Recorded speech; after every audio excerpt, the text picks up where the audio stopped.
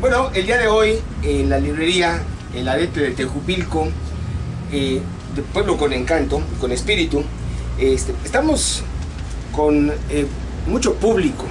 Es la primera quincena ya del mes de enero de 2014 y me complace estar acompañado de jóvenes de aquí de Tejupilco muy interesadas en la lectura. Y de acuerdo a la idea que hace 8 días empecé a utilizar, haré un recuento de 2 temas que son, por un lado, un enfoque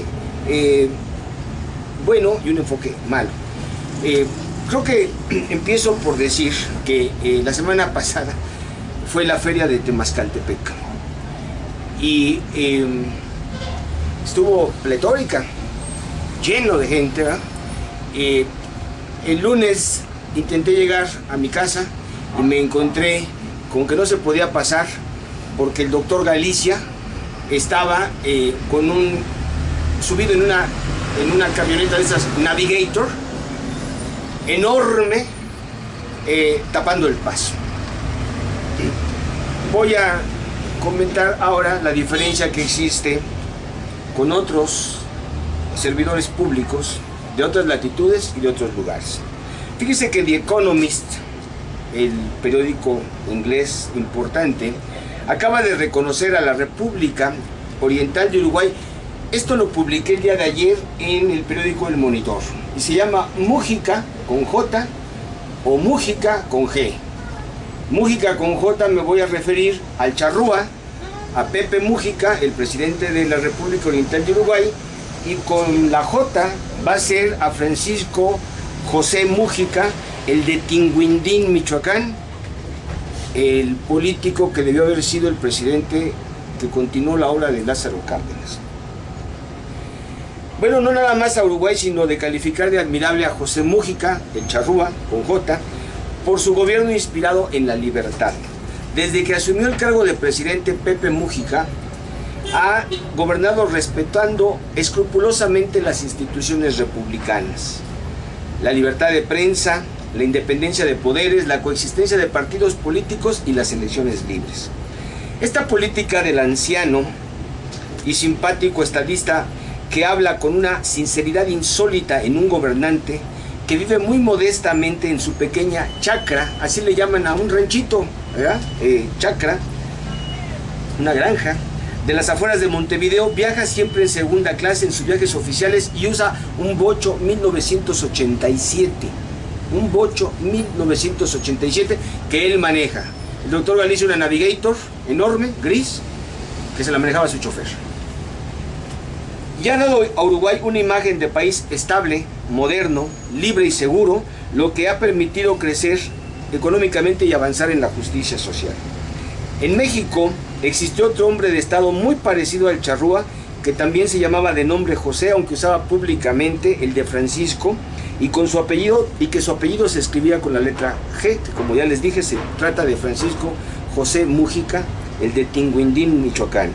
Creo que el destino de México sería radicalmente diferente si el Tata Cárdenas no se hubiera inhibido al momento de la sucesión presidencial y favorecer al centralista y conservador Manuel Ávila Camacho, en vez de elegir a su heredero natural, a Francisco José Mújica. Hay que recordar que Ávila Camacho padeció de la presencia nefasta de su hermano Maximino, a quien muchos atribuyen, pero en realidad él fue, ser el autor intelectual del asesinato de Alfredo Zárate Albarrán, que entonces era gobernador del Estado de México y que estaba capitaneando a un grupo de gobernadores que buscaban presentar un frente como federación en contra del presidente ya en funciones, Manuel Ávila Camacho, que dejaba que su hermano hiciera lo que se le pegara a su regalada gana, y fue asesinado. Nunca se supo realmente qué pasó, pero de ese asesinato de Alfredo Zárate Albarrán justamente nació el grupo Atlacomulco. Lo que se hizo al día siguiente del sacrificio de Alfredo Zárate Albarrán, que es el nombre de la escuela principal de Temascaltepec, donde hicieron sus estudios primarios mis 3 hijas, por cierto. Fue llamar a Isidro Fabela, el internacionalista tan importante de México, para que reorganizara el Estado de México, las tierras mexiquenses, y así se fundó el grupo Atlacomulco. ¿Por qué el reconocimiento de Uruguay y de su presidente José Mújica? Ahora hablo del Charrúa, por sus políticas en favor de 2 aspectos: el reconocimiento de los matrimonios entre homosexuales y la liberación de la producción, distribución y consumo de marihuana.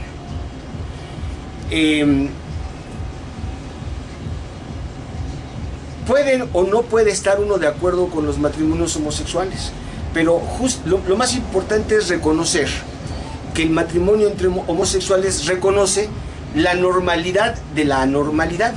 No hay nada que sea más anormal que creer que todos somos normales. Y entonces la diversidad de sexos y de elección y de preferencias amorosas es uno de los baluartes que le da este reconocimiento a Uruguay, que es, por cierto, una fortaleza que existe en México, en la capital de la República, en la Ciudad de México. Por otro lado, la marihuana, bueno, mientras que aquí ahorita tenemos a 2 horas el estallido de una revolución armada, ¿verdad? En la República Oriental de Uruguay, bueno, pues están dejando que esto funcione y se organice de una manera normal, ¿sí? ¿Por qué otra razón de recordar a José Mújica? Bueno, porque me da mucho gusto tener visitantes no nada más hermosas, sino inteligentes, candidatas, por cierto, a ser reinas del periódico El Monitor, para que después ustedes nos ayuden con sus votos.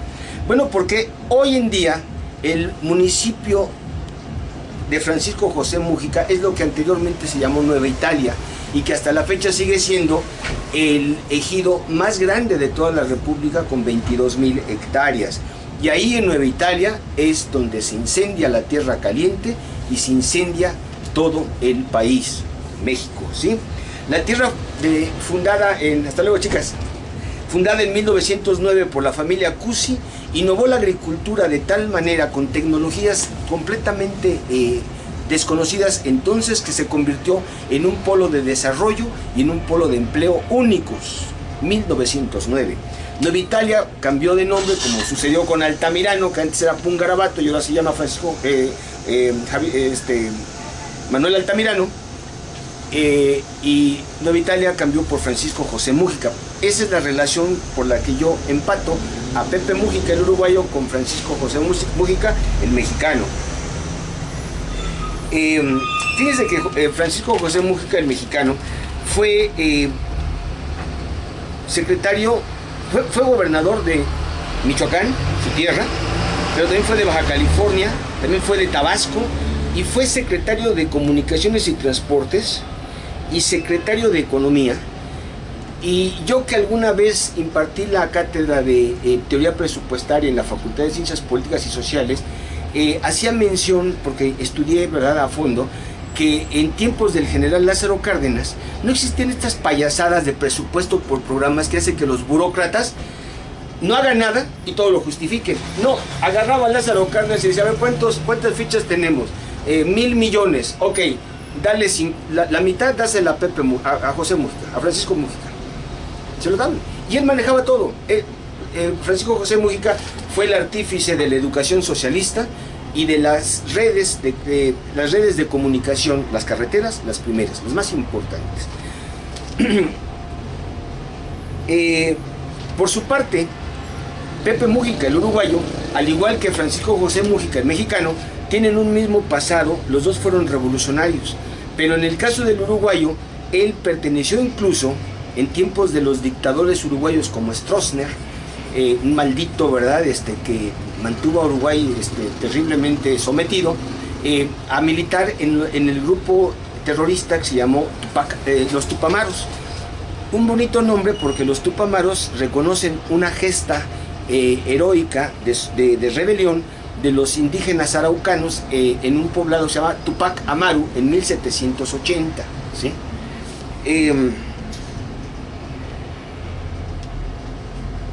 El que el general Cárdenas no haya apoyado a Francisco José Múgica hizo que lo mejor de nuestra historia como nación, el populismo de Hidalgo y de Morelos, el legalismo de Juárez, el comunitarismo de Emiliano Zapata, se desechara, se desperdiciara, y hasta el momento el único heredero que existe de todo este legado es Andrés Manuel López Obrador. Es curioso que la filosofía que inspira a Múgica proviene de lo que allá lo conocen como batlismo, que fue el pensamiento de José Batlle y Ordóñez, que sostiene que para el desarrollo de un país y una sociedad el Estado debe controlar aspectos básicos de la economía por medio de monopolios estatales, así como crear un amplio cuerpo de leyes sociales. Esto lo tomé de Wikipedia, pero es muy interesante porque yo no sabía que era batlismo, y que como resultado forjaría una sociedad de clases medias bajo el amparo de una economía pujante y de un Estado benefactor, intervencionista y redistribuidor de ganancias, que reforzaron el laicismo y desarrollaron una poderosa clase media. Si algo distingue a Uruguay es una clase media fuertísima, que comen como, comen unas carnes y unos vinos, unos panes brutales. Lo interesante es que esa filosofía, que pertenece al Partido Colorado, que es el partido mayoritario en Uruguay, es muy cercano al cardenismo, que inspiró precisamente el ala de progresista y revolucionaria del PRI en tiempos de Lázaro Cárdenas. Hoy, que las pocas noticias que se conocen de los combates que se libran en una frontera muy cercana a este sur del Estado de México hablan de incendios y de enfrentamientos, resulta muy importante recordar que la guerra es muerte y es destrucción. Que los gobiernos inspirados en el terror, yo no creo que sean la ruta para México. Creo que desde que traté de entender en los años 60 la guerra de Vietnam, estaban los vietnamitas del sur, los del Vietcong, los del norte, los aliados, los de Camboya, los rojos, los comunistas, y la única cosa que yo quería saber entonces era, bueno, quiénes son los buenos y quiénes son los malos. Es lo mismo que pasa ahora aquí en Michoacán, a un par de horas de Tejupilco, de menos de Lubianos, ¿verdad?